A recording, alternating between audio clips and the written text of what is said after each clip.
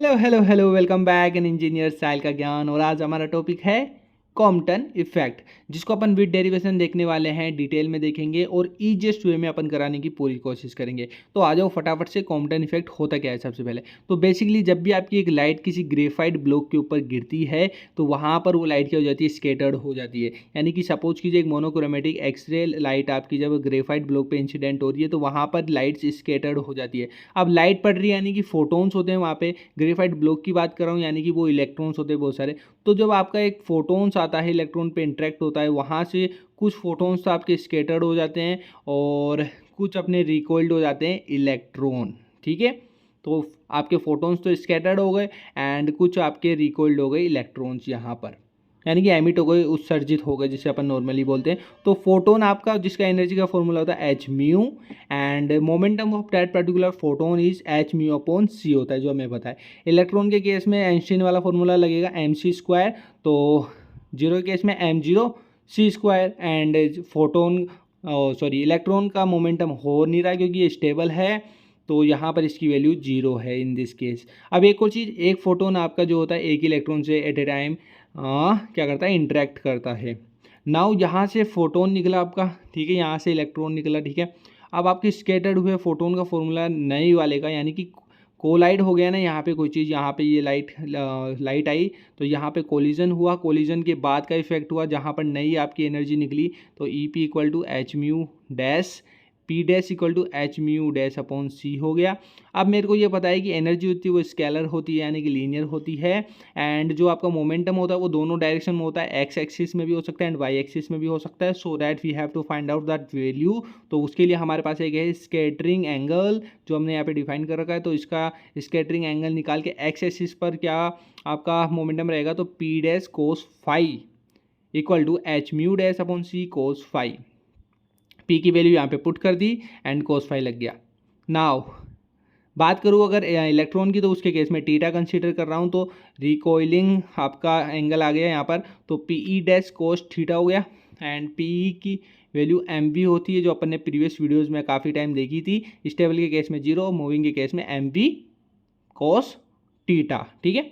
Now Y axis में चलते हैं, तो यहाँ पे P dash sine phi in case of scattered photon, h mu dash upon c sin phi, and similarly in the case of this one p e dash sin theta equal to mv आ गया यहाँ पर इसका electron के case में sin theta and इसकी energy M C square and P आपका आ गया एम वी, ठीक है।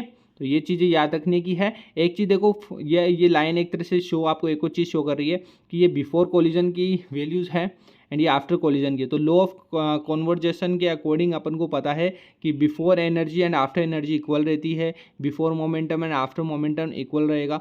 तो याद रखना कि अगर मैं बिफोर आपका एनर्जी निकालता हूँ तो ये दोनों ऐड होंगे एंड उसके केस में आपके ये और ये वाले ऐड होंगे आफ्टर के केस में। सिमिलरली बिफोर के केस में ये दोनों ऐड होंगे एंड आफ्टर के केस में ये वाले ऐड होंगे, तो वो अपन अभी देख लेंगे। एक और चीज़ यहाँ पे, photon which is incident on the graphite block emits two type of the photon. तो यहाँ पे जो फोटोन इस पे एमिट होता है तो दो टाइप के वेवलेंथ लेके आता है, लेमडा एंड लेमडा डैश, ठीक है। सो इससे एक निकलता है अपना कॉम्पटन शिफ्ट, यही फाइनल वैल्यू निकालनी है अपन को, डेल्टा लेमडा की which is equal to lambda dash minus lambda. Obviously lambda dash is greater than lambda, so that's why the value is this like this. Now let's go into the law of the conservation of energy. अब मैंने कहा before collision after collision के case में, so in that case law of conservation के case में देखो, before collision के case में ई पी प्लस ई बताया था एंड आफ्टर में E P dash and E dash, ठीक है। इसकी वैल्यू थी एच म्यू और इसकी थी एम जीरो सी स्क्वायर, इसकी थी H mu dash and M C square, okay. Now H common कर लूँगा मैं, ये इस तरफ आ जाएगी वैल्यू, तो एच कॉमन आ गया तो म्यू माइनस म्यू डैश, इधर एम सी स्क्वायर आ गया ये का यही, और ये वैल्यू इधर चली गई तो माइनस में M zero C square common ले लिया तो एम माइनस एम जीरो, इधर आ गया एच कॉमन ले लिया तो mu minus mu dash. Similarly law of energy निकालिए। अब लॉ ऑफ मोमेंटम्स का कंजर्वेशन निकालते हैं, तो before collision and after collision वही एक्स एक्सिस के ऊपर बात कर रहे हैं। तो एक्स एक्सिस में मेरा था पी प्लस पी था, लेफ्ट साइड में राइट साइड में पी डैश कोस फाई था and P dash cos theta था। देखो ना यार डायग्राम में देखो, ये दोनों वैल्यू थी, इन दोनों को ऐड कर दिया बिफोर एंड आफ्टर में एक ही डायरेक्शन में है तो ये दोनों प्लस हो गई। अब जैसे ये ऊपर जा रही है ये नीचे जा रही है तो इन वाई डायरेक्शन क्या होगा, ये सब्ट्रैक्ट होगा, बट एक्स एक्सिस में दोनों एक ही डायरेक्शन में तो प्लस हो रहा है यहाँ पे।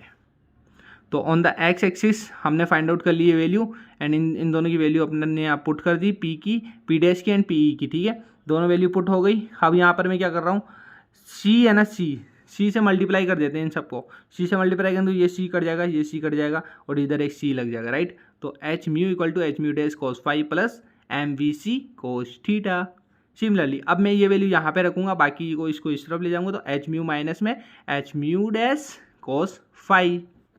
नाउ वाई एक्सिस में भी सिमिलर निकालेंगे। तो वाई एक्सिस में देखो, अभी एक्स एक्सिस में तो ये दोनों वैल्यू थी मेरे पास, ठीक है। वाई एक्सिस में there we had no momentum in that y axis, so that's why before momentum's conservation the value will be 0.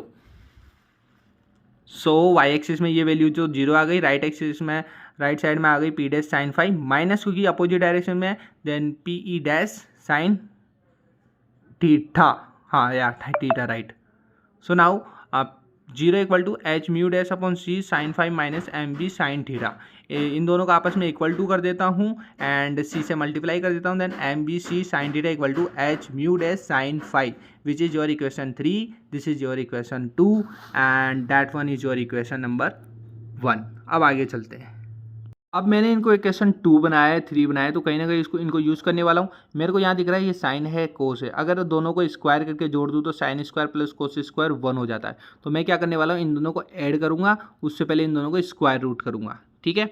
Square root क्या रहा यार, स्क्वायर करूँगा, ठीक है। So after squaring this and adding this one, तो square कर दिया हमने, कॉमन निकालिए cos square theta plus sine square theta, ये वैल्यू आ गई इक्वेशन 2 की स्क्वायर में और ये आ गई इक्वेशन 3 की, तो ये तीनों स्क्वायर हो गए। इस ब्रैकेट को खोलना है यानी a माइनस बी का होल स्क्वायर निकालना है, A square minus 2ab plus B square, ये रहा A square minus 2ab plus में बी स्क्वायर में ये वैल्यू आई, बट इसमें ये दोनों कॉमन था तो मैंने इसको बाहर निकाल लिया, तो cos square 5 plus sine square 5 हो गया, तो ये भी क्या हो जाएगा, वैल्यू 1 हो जाता है, अपन को पता है, तो ये वैल्यू 1 हो जाएगी। नाउ फाइनल वैल्यू निकली M square V square C square equal to H square mu square plus H square mu dash का square minus 2 H square mu mu dash cos 5। अब इक्वेशन नंबर 1 अपनी ये वाली थी, ठीक है, जिसमें सी स्क्वायर कॉमन लिया था, लेकिन मैं एक स्टेप ऊपर जा रहा हूँ जिसमें सी स्क्वायर मैंने कॉमन नहीं लिया। ऐसा क्यों कर रहा हूँ, क्योंकि मुझे यहाँ दिख रहा है एम सी स्क्वायर, ओके। तो इसको अपन को किसी भी तरह से करना पड़ेगा, करते हैं अभी, डोंट वरी। तो देखो यहाँ पे सबसे पहले तो इस इक्वेशन पे ही चलते हैं, समहाउ मैं इसको रिलेट कर सकता हूँ।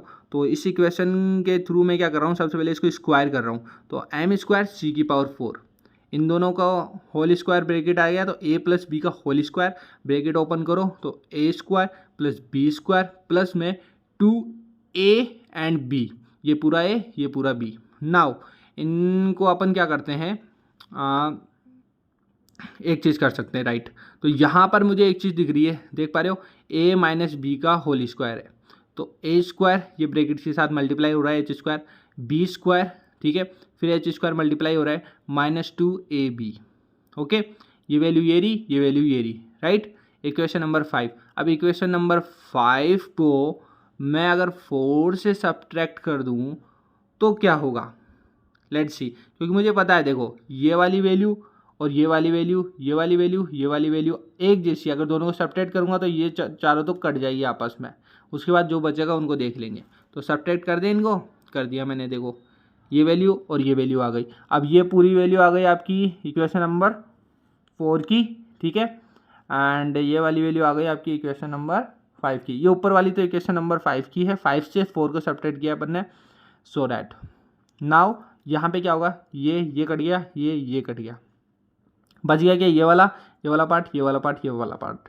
अब मैं यहाँ पे क्या कर रहा हूँ, एम स्क्वायर एंड सी की पावर 4 को कॉमन ले रहा हूँ, तो 1 माइनस वी स्क्वायर अपन सी स्क्वायर, क्योंकि यहाँ पे पावर 4 है बट यहाँ पावर 4 नहीं है, सी स्क्वायर है, तो अपन एक नीचे पावर लगा देंगे, क्योंकि इसको इससे कट करेंगे तो सी स्क्वायर वापस बन जाएगा, मल्टीप्लाई करोगे तो यहाँ पे सी स्क्वायर ही होगा, तो यहाँ पे सी स्क्वायर नीचे आ गया। नाउ माइनस में ये वाली वैल्यू आ गई, ठीक है। अब ये वाली वैल्यू एंड ये वाली वैल्यू सेम ही तो है, कॉमन ले लेता हूँ माइनस को, तो ये तो बन गया 1 और इधर बच गया माइनस में कोस 5, राइट, कोस 5 बन गया, और ये वाली वैल्यू ये रही, ये वाली वैल्यू ये रही। यहाँ तक क्लियर है। नाउ अपना एक फॉर्मूला काम आएगा जो अपन ने पहले भी देखा था, मास फॉर्मूला था अपना m=m0/√1 - v²/c²। इसके थ्रू मैं m0 की वैल्यू निकाल लूँ तो ईजी हो जाएगा फॉर्मूला मेरे लिए। तो यहाँ पे मैंने पहले स्क्वायर किया दोनों तरफ, तो यहाँ से रूट हट गया। अब m0 की वैल्यू चाहिए तो इसको इस तरफ ले गए। अब इसमें मेरी वैल्यू ये आ गई, ठीक है फाइनली। अब इक्वेशन नंबर 6 क्या बन जाएगी इसके थ्रू आप बता सकते हो? बिल्कुल बता सकते हैं सर, क्योंकि मेरे को ये चीज़ मिली थी कहीं ना कहीं इक्वेशन नंबर 6 में। दिखाऊं मैं अगर आपको, आपने भी गोल लगाई होगी, ये देखो दिख गया m² एंड ये वाला पार्ट, राइट। इसकी जगह क्या आ जाएगा m0 का होल स्क्वायर एंड c का c यहीं पे रहेगा, तो c की पावर 4 यहीं पे यही है, तो m0 का स्क्वायर c की पावर 4 आ गई। क्या करेंगे देखो, अब यहाँ पर ये वैल्यू यहाँ पे रिप्लेस कर दी अपन ने, तो ये वैल्यू इससे कट गई, ये वैल्यू इससे कट गई, तो बचा क्या ये वाला पार्ट, ये वाला पार्ट, इसको इधर ले गए, ठीक है, आप आमने सामने हो गए। अब अपने क्या क्या कर सकता है, ये कर सकता है सर, इससे बचेगा क्या h बचेगा ओनली, तो यहाँ पे h बच गया।